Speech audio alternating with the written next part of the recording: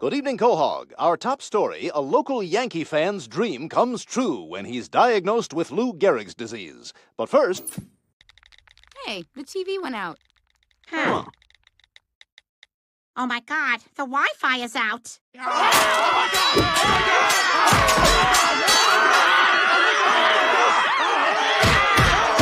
Okay, everyone calm down. I know how we'll get through this.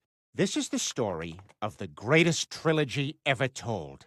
The Mighty Ducks. It was a time of great nonsense. Dad, why don't you tell us how you and Mom fell in love and got married? And in go the earbuds? Terrific episode idea, Meg. Well, it was the 1990s, the decade of Viagra, but also Lorena Bobbitt. So it was kind of a yay-boo period for penises.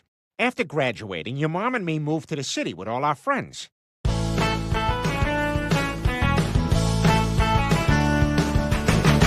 I lived with my best friends, Quagmire and Cleveland. We were the kind of friends who were all good-looking, except for David Schwimmer. And your mom lived across the hall with her friends, Bonnie and, Bonnie. God, we desperately need to get more female characters in this show. I was the Chandler, not because of my sarcastic zingers, but because I like to take 40 Vicodin a day. Guys, I've got big news. Tell them, Quagmire. I got a promotion at Blockbuster. Glennard Quagmire, that is fantastic news. I know, right? You know how I always felt like I was stuck in second gear? Well, this is a new gear. Well, congratulations, Glenn. This calls for a fountain dance. I was the least graceful at fountain dancing. I just swung my arms and tried to fit in. It was senseless. We were in our clothes, for God's sake. Everyone got wet. It was cold. You know, there were originally 9 friends, but 3 of them died of pneumonia. I'm still haunted by Chad's shivering last words. Don't let Monica get Botox. We also hung out at our favorite cafe, Perk Place, where we would all sweat like crazy because everyone in the 90s wore turtlenecks, vests, and Jamiroquai hats. Lois, you look down. What's wrong? Brad Pitt broke up with me in a pretty public way. I just don't know if I'll ever date again. Wait, I thought you and Dad dated in high school. Did you break up? Story's not over, Meg. Settle down. Your father and I had dated for a few years, but I didn't know if it was going anywhere. So we decided to take a break, but remained close friends. I actually briefly dated one of our roommates, Barry. He was one of them what the fountain took. My father had planned out my whole life for me. He wanted me to marry one of Quahog's up-and-comers. Tom Tucker, Elmer Hartman, Seamus, or Billy Zane. It's meeting the man of my dreams, and then meeting his beautiful wife. And isn't it ironic, don't you think? It's like rain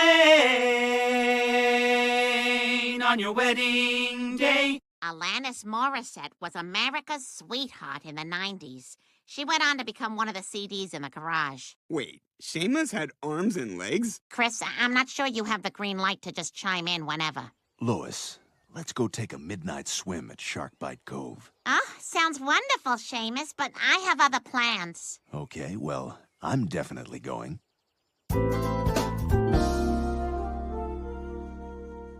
Peter, why don't you admit it? You still got the hots for Lois. It's obvious. Nah, we're broken up. We're just friends now.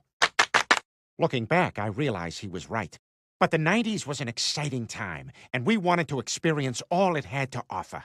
Hey, guys, there's a great concert in World Trade Center Plaza this weekend. Really? Who's playing? They got corn, cranberries, and cake. Oh, that sounds delicious. But who are the bands? They're opening with cake. Wait, shouldn't cake be last? It's a dessert. Corn is last. Corn is a bigger draw than cake. Corn is not a bigger draw than cake. Cake is delicious. No doubt. Well, I'm glad you agree with me, Quagmire, but that still doesn't address this issue of the order. My last show was a Weezer concert. Well, that's because everyone smokes nowadays. What band did we see last time at the Palladium? It was, Blur. Yeah, I can't remember either.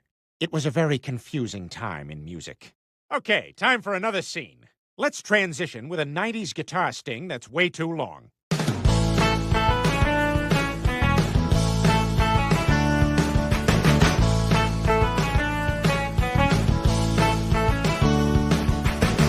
Dad, what? Hang on, Chris. It's not done yet.